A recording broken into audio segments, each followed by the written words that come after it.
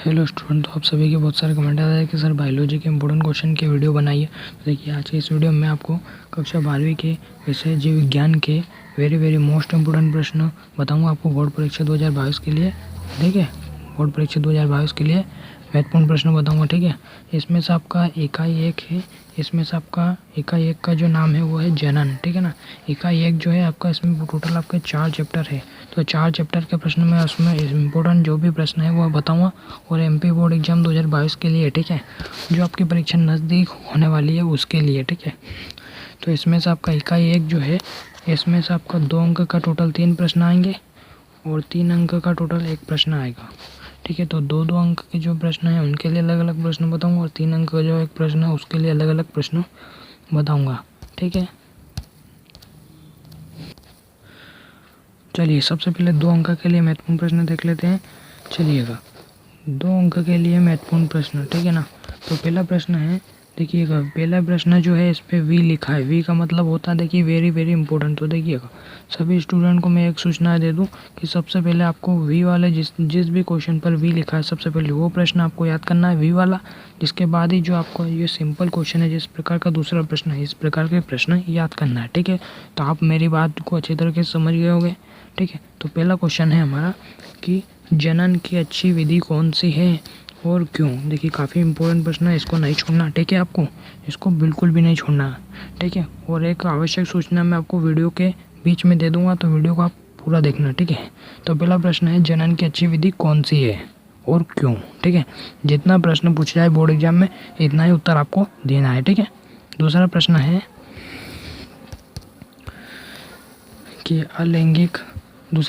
कि अलैंगिक जनन से उत्पन्न हुई संतति को क्लोन क्यों कहा जाता है। ठीक है, अलैंगिक जनन से उत्पन्न हुई संतति को क्लोन क्यों कहा जाता है। तीसरा प्रश्न भी वेरी मोस्ट इम्पोर्टेंट। देखिए, वी लिखा मतलब वेरी इम्पोर्टेंट है। देखिए, तीसरा प्रश्न है, कायिक जनन को प्रारंभिक अलैंगिक जनन क्यों माना जाता है। ठीक है, 2 अंक के लिए महत्वपूर्ण प्रश्न है। ठीक है, क्या है, तीसरा प्रश्न है कि कायिक जनन को प्रारूपिक अलैंगिक जनन क्यों माना जाता है। इसके बाद में चौथा प्रश्न है कि जीवों के लिए जनन क्यों आवश्यक है। काफ़ी इम्पोर्टेंट है ये भी, लेकिन इस पर वी नहीं है। ठीक है, तो आप इसको सबसे पहले वी वाले क्वेश्चन करने हैं, इसके बाद में ही आपको ये सिंपल क्वेश्चन करना है। ठीक है ना, तो चौथा प्रश्न है, जीवों के लिए जनन क्यों आवश्यक है। जिसके बाद में पांचवा प्रश्न है, बीच 2 अंतर लिखिए।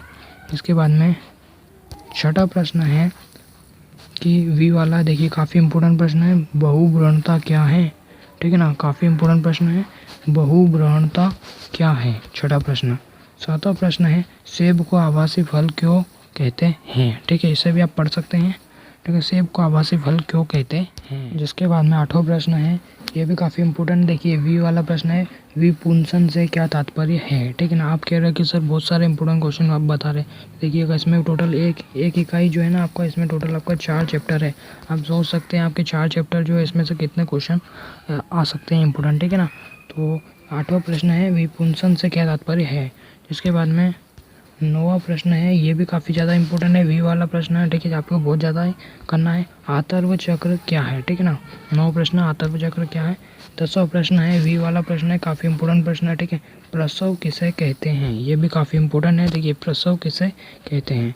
जिसके बाद में 11वां प्रश्न है, ये भी काफ़ी इंपॉर्टेंट प्रश्न है, शुक्राणु जनन क्या है। ठीक है ना, 11वां प्रश्न है, इंपॉर्टेंट प्रश्न है, शुक्राणु जनन क्या है। इसके बाद में 12वां प्रश्न है, एमनियोसेंटेसिस क्या है। 12वां प्रश्न काफ़ी इंपॉर्टेंट प्रश्न है, एमनियोसेंटेसिस क्या है। ठीक है, इसको भी अच्छी तरीके से पढ़ना है। इसके बाद में 13वां प्रश्न है कि 13वां प्रश्न है, काफ़ी इंपॉर्टेंट प्रश्न है, चिकित्सकीय गर्भ समापन एमटीपी क्या है। ठीक है ना, 13वां प्रश्न है, चिकित्सकीय गर्भ समापन एमटीपी क्या है। इसको भी आपको अच्छी तरीके से पढ़ना है। चौथा प्रश्न है, आप देख सकते हैं, चौथा पे से इम्पोर्टेंट ही है, जनसंख्या विस्फोट के कौन कौन से कारण हैं, इसे आप देख सकते हैं। ठीक है, इसके बाद में 15वां प्रश्न है, काफ़ी इंपॉर्टेंट प्रश्न है, इसे तो आपको छोड़ना बिल्कुल भी नहीं। ठीक है, वेरी इंपॉर्टेंट है, टेस्ट ट्यूब बेबी से आप किसे कहते हैं ना। ये फिर ऐसा भी आ सकता है कि टेस्ट ट्यूब बेबी से आप क्या समझते हैं, या फिर टेस्ट ट्यूब बेबी क्या है, ठीक है। तो 15 प्रश्न भी काफ़ी इंपॉर्टेंट प्रश्न है। फिर 16 प्रश्न है, ये भी काफ़ी इंपॉर्टेंट प्रश्न है, वेरी वेरी इंपॉर्टेंट है।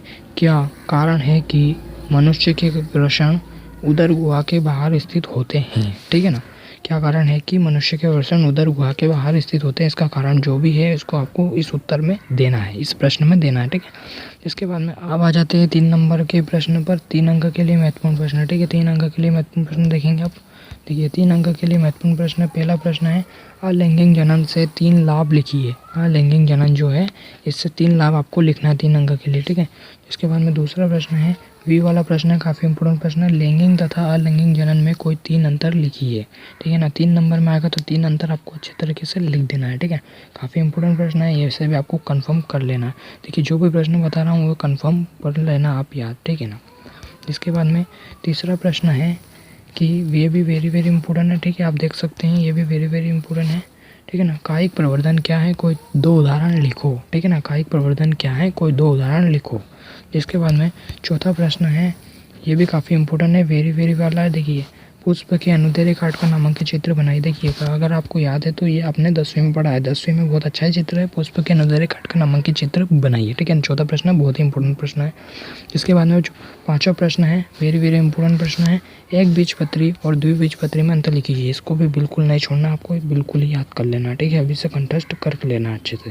5वां प्रश्न है, एक बीजपत्री और द्विबीजपत्री में अंतर लिखिए। 6वां प्रश्न है, ये भी वेरी वेरी इंपॉर्टेंट प्रश्न है, ठीक है। त्रिसंलयन क्या है, यहाँ कहाँ और कैसे संपन्न होता है, ठीक है ना। जैसे 6वां प्रश्न है, ये भी काफ़ी इंपॉर्टेंट प्रश्न है, इसको भी आपको बिल्कुल भी नहीं छोड़ना। त्रिसंलयन क्या है, यहाँ कहाँ, यह कहाँ और कैसे संपन्न होता है, ठीक है ना।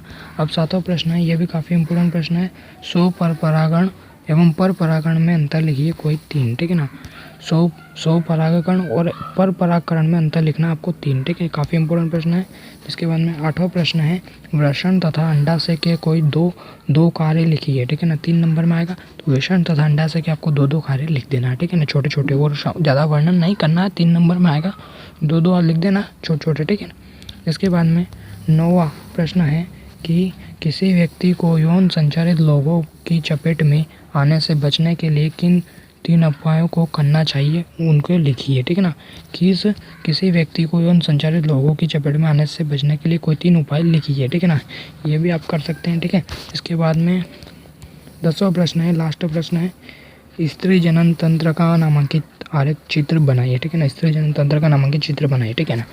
तो देखिए अब मैं महत्वपूर्ण जानकारी दे देता हूँ, ठीक है। देखिए पहले भी मैंने बहुत सारे केमिस्ट्री के और फिजिक्स के इंपॉर्टेंट क्वेश्चन की वीडियो बना रखी है, उन पर बहुत सारे कमेंट आ रहे हैं कि सर जो है कि सर ये क्वेश्चन के 100% आएंगे। तो देखिएगा जो भी इंपॉर्टेंट क्वेश्चन रहते हैं केमिस्ट्री फिजिक्स या चाहे कोई भी सब्जेक्ट हो, है ना, तो इम्पोर्टेंट जो क्वेश्चन है उनके हिसाब से मैंने दिए हैं। अब उनकी कोई भी गारंटी नहीं है कि वो 100% आएंगे या नहीं आएंगे। जो भी आप प्रश्न परीक्षा की तैयारी के लिए पढ़ते हैं उस हिसाब से मैंने इंपॉर्टेंट क्वेश्चन आपको दे दिए हैं, ठीक है। तो आप उनको पढ़ सकते हैं, ऐसी कोई गारंटी नहीं कि ये प्रश्न 100% आएंगे, ठीक है। वो तो मैं इसलिए बता रहा हूँ क्योंकि इंपॉर्टेंट क्वेश्चन होते हैं और इंपॉर्टेंट मैं आपको बता देता हूँ, ठीक है। तो आप जो भी प्रश्न पढ़ेंगे तो उनके बजाय आप ये प्रश्न पढ़ें इंपॉर्टेंट, तो इससे आपको एग्जाम में ज़्यादा ही फ़ायदा होगा, ठीक है। और जिसके बाद में इस वीडियो का टारगेट है आपका, इस वीडियो का जो टारगेट है वो है आपका 2500 व्यू, ठीक है ना। यानी कि 2500 व्यूज जब इस पर आ जाएंगे इस वीडियो पर, तब जाके आपको पार्ट 2 जो यूनिट 2 के है बायोलॉजी के यूनिट 2 की जो वीडियो है वो आपको मिल जाएगी, ठीक है। काफ़ी मेहनत लगती है वीडियो बनाने में, तो आप शेयर करने में बिल्कुल भी कंजूसी मत कीजिएगा, कृपया करके शेयर कीजिएगा। अगर इस वीडियो पर 2.5 है ना, 2.5 अगर जो इस पर व्यूज आ जाता है ना, व्यूज आ जाता है तो आपको यूनिट 2 की बायोलॉजी की वीडियो देखने को मिल जाएगी, ठीक है। इसके बाद ही वीडियो आएगी है पार्ट 2 की यूनिट 2, ठीक है। बायोलॉजी के यूनिट 2 की जो वीडियो है वो 2.5 व्यूज, 2 यानी कि 2500 यानी कि 2500 व्यूज जब इस वीडियो पर आ जाएंगे तब आपको यूनिट 2 की वीडियो जो है देखने को मिल जाएगी। तब तक के लिए पढ़ते रहिएगा। Thank you.